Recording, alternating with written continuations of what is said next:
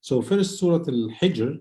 Al-Hijr is a place. It's not not a name of a person or no, a name of an animal, but a name of a place. And this place is in Tabuk, between the Syria, between the Sham area, and between the Saudi area. This is the Al-Hijr, that Al-Hijr where the people of Salih, Thamud, that lived in there. Subhanallah.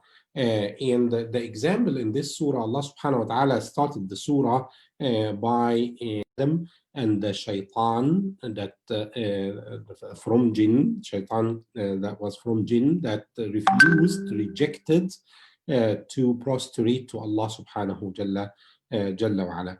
And then Allah subhanahu wa ta'ala presented all the creation that I created, so many things for the human being to fulfill his mission on earth, and give an example to Muhammad sallallahu alayhi wasallam. And he told sallallahu alayhi wasallam, Allah subhanahu wa ta'ala told Muhammad to inform us, to inform a human being, نبئ عبادي أني أنا الغفور الرحيم, that inform my servant that I am the most forgiving, the most merciful, Allah subhanahu wa ta'ala, subhanahu jalla wa ala, that he forgives and he has rahmah for his servants. But also وَنَبِّئْهُمْ أَنَّ عَذَابِي هُوَ الْعَذَابُ الْأَلِيمُ. That's the, and that inform them that I'm also will punish, and the punishment will be very so severe. And he gave an example of the people of Lut, the people of with Ibrahim alayhi salam, how the angels came and informed him that the people of Lut will be destroyed. And then Allah subhanahu wa ta'ala did give very brief ayah about Thamud. وإن كان, before it, وإن كان أصحاب الأيكة لظالمين فانتقمنا منهم وإنهما لبإمام مبين. So the people of Shu'aib first, Allah subhanahu wa ta'ala that called them أصحاب الأيكة. And then he said وَلَقَدْ كَذَّبَ أصحاب الحجر المرسلين وآتيناهم آياتنا فكانوا عنها معرضين. So the Ashab al-Hijr, Thamud, Allah subhanahu wa ta'ala told that they denied the messengers in a plural sense. And even though that they have only Salih alayhi salam that came to them, but Allah subhanahu wa ta'ala said they denied all the prophets. And that because that all the prophets had the same message, La ilaha illallah, لا تعبدوا إلا الله ولا تشركوا به شيئا. So if they denied one messenger, as if they denied all messengers. So كذب أصحاب الحجر المرسلين. And why Allah subhanahu wa ta'ala named the whole surah about that? Because these people, the people of Thamud, they thought that they control the area. They are the most architect, the most strong people, that they have all these houses that carved within the mountain. So the mountain are protection for them. كانوا ينحتون من الجبال. Allah subhanahu wa ta'ala said قال that وكانوا ينحتون من الجبال بيوتا آمنين. They thought that they are secured from the punishment of Allah because their houses are carved within the mountain. Subhanallah. And Allah subhanahu wa ta'ala said فَأَخَذَتْهُمُ الصَّيْحَةُ مُصْبِحِينَ. They challenged Salih alayhi salam. Salih that called them that to Abudullah wa la tushriku bi shay'an, and they make fun of him. They made fun of him, subhanallah. They asked him to split the mountain and bring out of this mountain a dabba, she camel. And they started to laugh at him. The she camel should be so huge, so hairy. The hair is touching the ground. We need her also to be pregnant. And Salih alayhi salam said that do not ask for things that you will be punished with it. But they continued to challenge Salih, and Allah subhanahu wa ta'ala sent them the she camel. They all of a sudden they saw the mountain split, the she camel coming out, and Allah subhanahu wa ta'ala said, هذه ناقة الله لكم آية فلا تمسوها بسوء فيأخذكم عذاب يوم عظيم. So that Allah subhanahu wa ta'ala said that here is the she camel, here is the ayah that you asked for, do not touch it. But they do not listen to Salih alayhi salam, and Allah subhanahu wa ta'ala said that the one sayha, one awful cry, destroyed all the mountain that they thought that they are secured within it. Subhanallah. فَمَا أَغْنَى عَنْهُمْ مَا كَانُوا يَكْسِبُونَ. So nothing of what they have, power, weapons, mountains, that nothing helped them.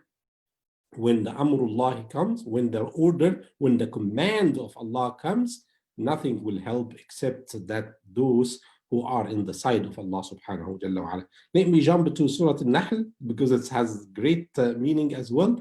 Al-Nahl is the bee, and it is the very small creation, subhanallah. Allah subhanahu wa ta'ala mentioned it to challenge the human being, that they are like, they think that they have invented so much. They said that we have that line of production of cars, line of productions of goods, and we have all of that, subhanallah. Allah subhanahu wa ta'ala mentioned at the beginning of Surah Al-Nahl, if you follow it very carefully, that Allah subhanahu wa ta'ala that brought from the heavens the water, and the water brought the crops and the vegetations that you eat from it, and Allah subhanahu wa ta'ala puts the animals under your orders, under your commands, give you the camels, the horses, the all the animals, and Allah subhanahu wa ta'ala said, وَيَخْلُقُ مَا لَا تَعْلَمُونَ,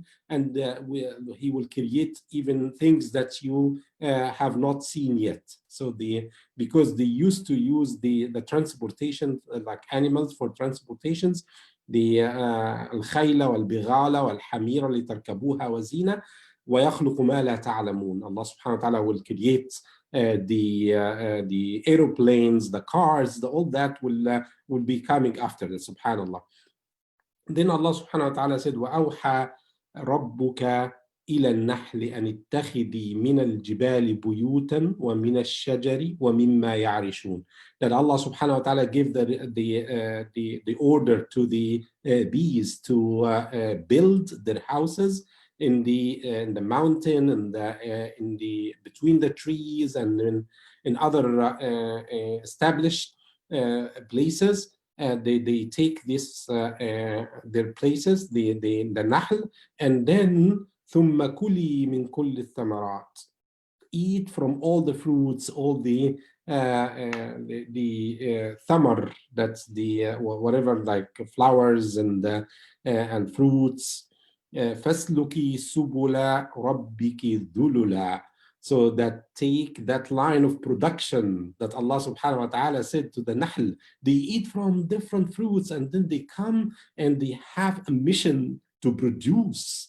That's the honey, and the honey is different colors, different smell, subhanallah. يخرج من بطونها شراب مختلف ألوانه فيه شفاء للناس. Allah subhanahu wa ta'ala challenged us with this kind of bees, subhanallah.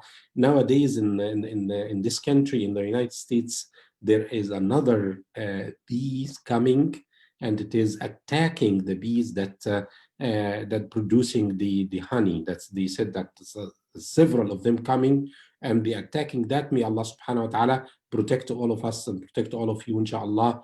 I'll stop here, and I ask Allah subhanahu wa ta'ala to give us the right understanding of His book, and to give us the ability to reflect and to act upon the order of Allah subhanahu wa ta'ala. سبحانك اللهم وبحمدك أشهد أن لا إله إلا أنت أستغفرك وأتوب إليك والسلام عليكم ورحمة الله وبركاته. الصلاة والسلام على رسول الله وعلى آله وصحبه ومن والاه. One of our brothers, one imam actually in New York, was telling me one time that He was sitting one time on dinner table with a lot of rich brothers in New York, and they were talking about politics and economy and so on. So he found it a good chance to talk to them about zakah. So he managed to maneuver and get into the topic of zakah with them. And he is saying almost immediately they switched the topic to Muhammad Salah at Liverpool and so on. So a lot of our brothers don't really realize the importance of this topic, the importance of the topic of zakah. The Prophet ﷺ, one day he was taking bay'ah, pledge of allegiance from one of the new Muslims. And that new Muslim said, "O Prophet of Allah, I'm very good with praying, fasting, going to Hajj, and so on. I'm fine with all that. But two things I don't want to do: jihad, I'm not into fighting and jihad and so on, and I don't want to pay zakah." So the Prophet ﷺ grabbed his hand back from taking the pledge, and he told him, "لا صدقة ولا جهاد ففيما الجنة إذا." If you are not going to do jihad and you are not going to pay charity to other Muslims, why do you think you deserve Jannah? It's a very serious matter. And later on, actually, after the Prophet ﷺ, we know that the Abu Bakr waged against al-Murtaddin. And when we read carefully into it, we find that al-Murtaddin, not all of them rejected Islam altogether. Some of them just rejected the zakah. They said, "We are not going to pay zakah. We used to pay to Muhammad sallallahu alaihi wasallam. Now Muhammad passed away. We are not going to pay it anymore." And this, they considered it, majority or almost unanimous of the scholars of Islam considered them rejecting the whole Islam. So the topic is very, very important that we calculate our zakah. Our zakah actually is calculated by Allah subhanahu wa ta'ala to be 2.5% of your current currencies that you have, and from every wealth that you have that exceeded the nisab, the threshold for that. And a lot of our brothers and sisters think that this zakah is only for rich people. Only rich people should care about the zakah. But when the nisab of the threshold above it, you pay zakah. If you have money for carried from last year till this year, that exceeds either 85 grams of dhahab or about almost 600 grams of fidda, the equal amount, you should pay zakah. And majority of the scholars said you should take the smaller one of them because this has benefit to the fuqara, to the poor people. So the lesser of the two nowadays, because the difference is huge, the lesser is the nisab of fidda. And the nisab of fidda, when you calculate it today, you will find that it is almost like $400. So if you have had $400 last year and you still have $400 or more, then you are one of payers for zakah. A lot of us don't realize this, and a lot of us don't calculate it correctly, especially the rich people who have multiple, projects and so on and so forth. We don't calculate it correctly. And probably I was one of them. I admit that I used just to say random number every year, it's about that. But one day one of the brothers told me, "No, sit down and calculate, you'll be surprised." And I sit down and calculated. It is similar to that when you come to calculate your net worth. A lot of us don't know our net worth, how much your net worth is. But when you sit down and you start writing what you really own and what is paid off and how much you still have to pay and so on, you will find that your net worth is high. It's higher than what you think. Zakah is the same thing. So I advise myself and my brothers and sisters to calculate the zakah correctly. You pay zakah on everything other than the house that you live in, the cars that you drive, you and your family members drive. If you have a house that's rented, you pay zakah on it. Not the 2.5% of the value, because you are renting it, so you pay on the return. And most of the fuqaha said it is 5%. It's in relation to zakat al-zuru'a. When you have plants and it is irrigated by machines and so on, by tools, you pay 5% of the net return of it. So the same thing they said for rental properties. Zakat al-zahab. If you have gold that you are keeping either for value, or most of the ulama said for zina, even if one of the sisters have a lot of gold and jewelry and so on, she does not use it on everyday use. If she used it on everyday use, most of the ulama said you don't have to pay zakah on it. But if it is something that you are keeping for the value and also for special occasions and so on, you pay zakah on it. Again, 2.5%. When you calculate all that, and the people who have work on tijara, also they pay 2.5% of the products that they have that's offered for sale. The inventory that's offered for sale, not the we call it like lazy inventory. I don't know if it has a better term. If you have some inventory that you don't expect to sell it within the year, you don't pay zakah on it. But if you have inventory that's actively being sold and you are making money on it, you pay 2.5%. Someone has a factory and producing products, you pay zakah on the production that you do, on the net of the production that you do. On the asset, no, the machinery and so on, you don't pay zakah. Yeah, you don't pay. I mean, the fiqh issue, I'm just encouraging myself and my brothers to calculate it correctly. But the fiqh issues, there are difference between fuqaha and ulama and so on. And you better study it based on your own situation. But the main thing is to make sure that you calculate your zakah correctly and you spend it correctly in one of the masarif al-zakah.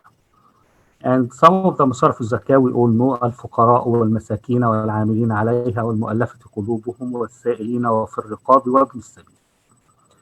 So among those are the poor people, the needy people, the very needy people, very poor people also, and the people who are either fighting in the sake of Allah subhanahu wa ta'ala or making da'wah. The modern scholar said you can give your charity to schools, Islamic schools, educational centers, organization, Muslim organizations, masajid, to build masajid. And actually we have something coming up. I encourage you to participate in it, inshallah, to build our masjid here. And also for the people who are collecting the zakah and spending it or distributing it, they take some share based on their effort. So there are certain values of certain places for spending the zakah. Don't think that you just, if you are very rich brother or sister and you just send some $400, $500 to poor or needy in Egypt, for example, and this is multiplied by 16 times, the Egyptian pound is about each 16 Egyptian pounds is about $1. You think that, oh yeah, I covered them. No, it's not calculated based on that. It's calculated based on your assets and on your wealth, not on the needy that you spend to them. Probably you need to spend a lot more than what you already spend. I encourage myself and all my brothers and sisters to take that seriously and calculate your income and calculate your assets and see how much exactly you should spend in zakah. May Allah subhanahu wa ta'ala accept from all of us. This is one of the pillars of Islam that we should take it seriously.